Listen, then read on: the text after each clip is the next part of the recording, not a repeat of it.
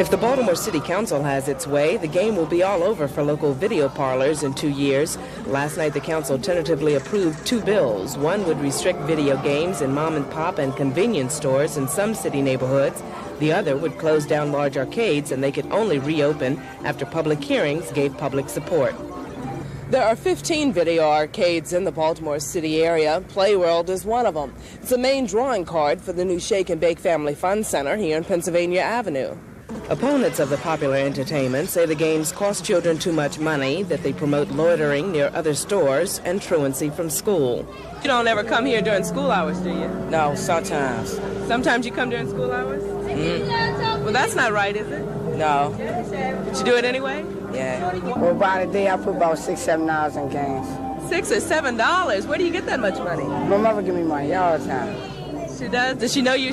Does she know that you're spending it to play these video games? Not really. She know I play, but not all the time. A lobbyist for the arcade owner says youngsters will always find something to spend money on, and police reports prove most video arcades are well run. Because of problems with 1 or 2 locations, which we say could be solved by proper enforcement, the bill is using an elephant gun to kill a fly. The arcade bill was sponsored by Councilman Frank Gallagher on behalf of churches and merchants in his district, like the pizza shop next to a video arcade. There's customers that want to come in here most of the time, and there's so many kids out there, they have to fight their ways through the kids. Both bills go before the council's Judiciary Committee November 22nd. Lynn Alexander, News Scene 2. Glenn Dowdy expected up to 16,000 people a week to come to the Shake and Bake Center. He has averaged no more than 12,000 a week. He says the problem is not the center, but its location, Pennsylvania Avenue in West Baltimore. Pennsylvania Avenue, for those people that have not come to the Avenue in some have not been here 5, 10 years, have not seen the drastic change that has taken place on Pennsylvania Avenue. These senior citizens from South Baltimore come here once a week to bowl. They say they're not afraid, but it's obvious they know about the neighborhood's reputation. Did you have any hesitancy at all about coming to Pennsylvania Avenue? No, I'm not afraid. No, I'm not scared of nothing. Do you find it safe, and do you have any problems with Pennsylvania Avenue? Not so far. I've been okay. I ain't had no problem, not up until now.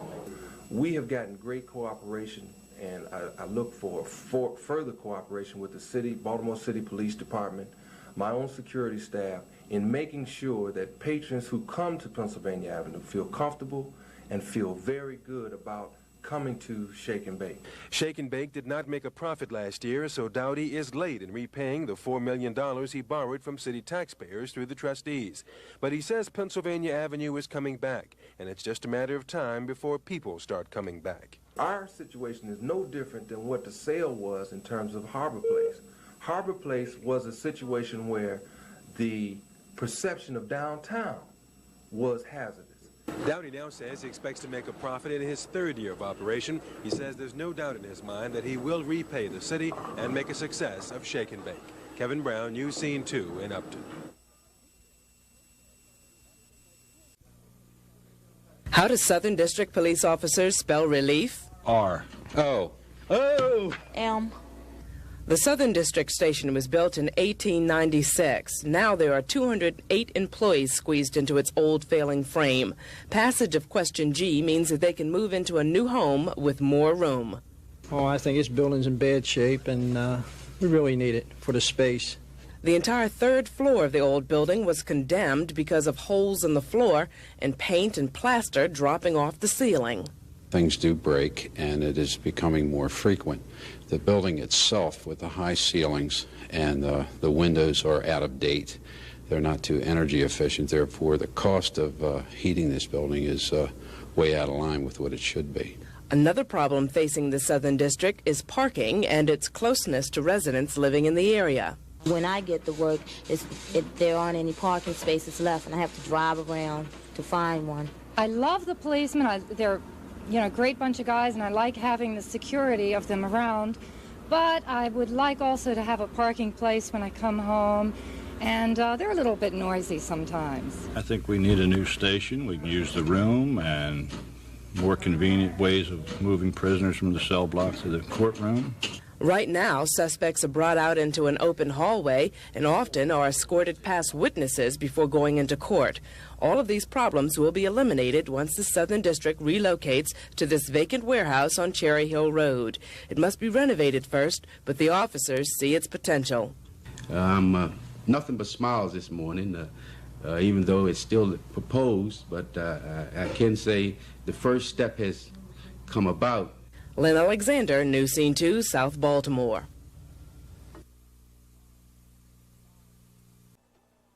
The shooting happened at this telephone booth on Bonner Avenue, just 4 doors away from Charles Wilson's home. I was very upset to know that things could happen so fast. You hear one moment, the next minute you're gone. 21-year-old Charles Wilson was making a telephone call at about 5 this morning. Charles Wilson was talking to his girlfriend here.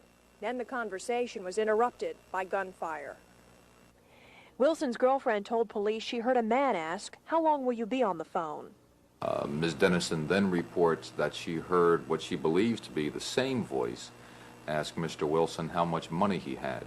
And then there was a few seconds pause, and she heard 4 or 5 what she described as popping sounds. Wilson was shot 2 times in the back and chest. He managed to stumble back to his house, and that's where he was pronounced dead at 5:14 this morning. It's ironic that Charles never had to use that payphone this morning. His family had a telephone installed last night, but Charles Wilson didn't realize it.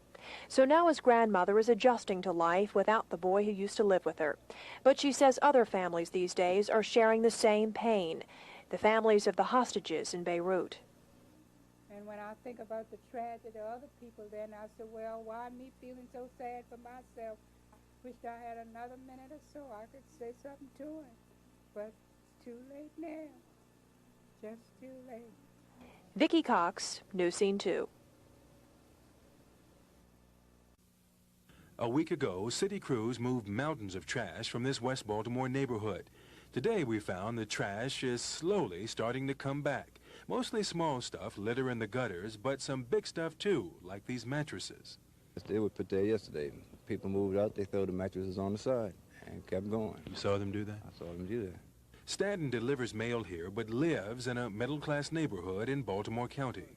Do you have any trash problems out there like this? No, we do not. What's the difference, do you think? Because the people use the trash containers. But Cynthia Parker, who does live here, says there are no trash cans here for people walking through. You don't see any trash cans on any corners around here for them to really put things, I had a can here, I don't know what happened to it. Vacant buildings draw trash, according to another resident, who says most of it comes from people who don't live in the neighborhood. People usually, when they find vacant buildings, that's where they drop their garbage. It's not the fact that the people that live around here is doing all this. And then you do have some that live around here that help and contribute to it. It is difficult to keep neighborhoods like this one clean. There are lots of vacant buildings and lots of people in a small area.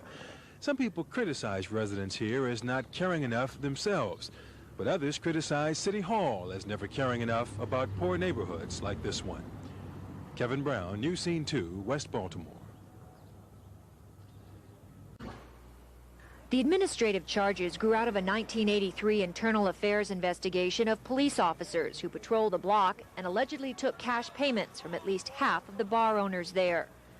When the investigation was completed about 6 months ago, 7 officers formerly assigned to the Central District were cleared, 2 resigned, and 3 others were charged administratively by the police department. Officers were accepting small amounts of money, not frequently, but that it was occurring. There were some allegations made for some of the officers had accepted sexual favors. Police say the payments, usually about $20 to $25, were paid so officers would ignore lewd shows, prostitution, and gambling. Those charged include 47-year-old Officer Carol Lloyd, 37-year-old Officer Robert Cooper, and 42-year-old Officer John Cox, all on active duty but now assigned to different districts. A police trial board could reprimand the officers or dismiss them.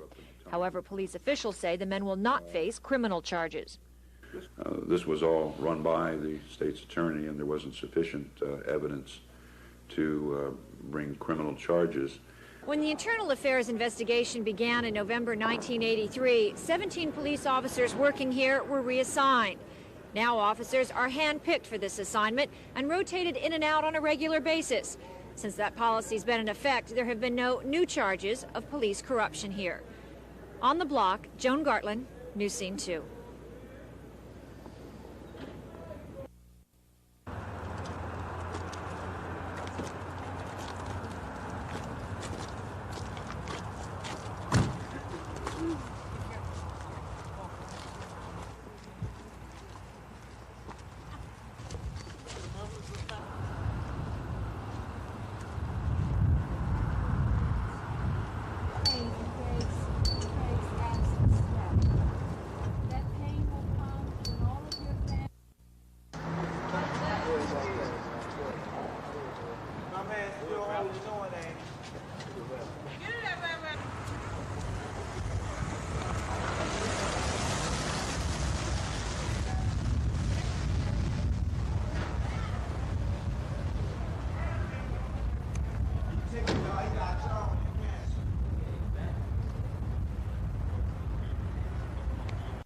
This is an historic landmark in Baltimore City, the 92-year-old pagoda in Patterson Park.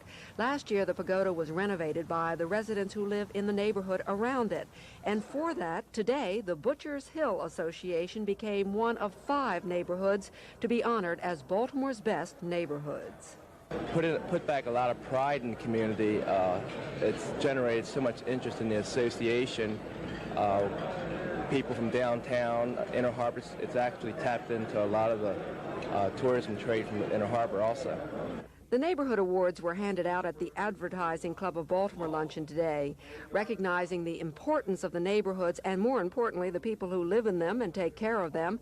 The event was co-sponsored by Channel 2. Toby Marsh and Nelson Benton were on hand to help present the awards and prizes and tell us about the winners. Here's a rundown on who won and why. The Butchers Hill Association for their work on the pagoda, the Frankfurt Improvement Association for the anti-crime and safety programs, which have made all the residents there feel more secure, the Lyndhurst community for including their young people in the decision-making process about what happens in that community, the Upper Utah and Madison neighborhoods for their many beautification programs, and the 32nd Street Farmers Market for supplying fresh produce for the residents there May through November. The awards are very important to the recipients. It means a lot, Susan, just to know if I've accomplished one thing to reach the community, and we can do things together as a family and a group and not just personal prestige. The efforts of those awarded today gives all of us reason to be proud. This brings out, I think, the thing that's so great about the city, pride in their communities, and that's why we like it. The prizes were resources and tools so that the neighborhood residents can go on doing the job of improving their communities. And one representative from each winning neighborhood will be sent out of town to San Francisco to see the community projects there. We know they'll be homesick right away. I'm Susan White-Bowden, News Scene 2, Baltimore City.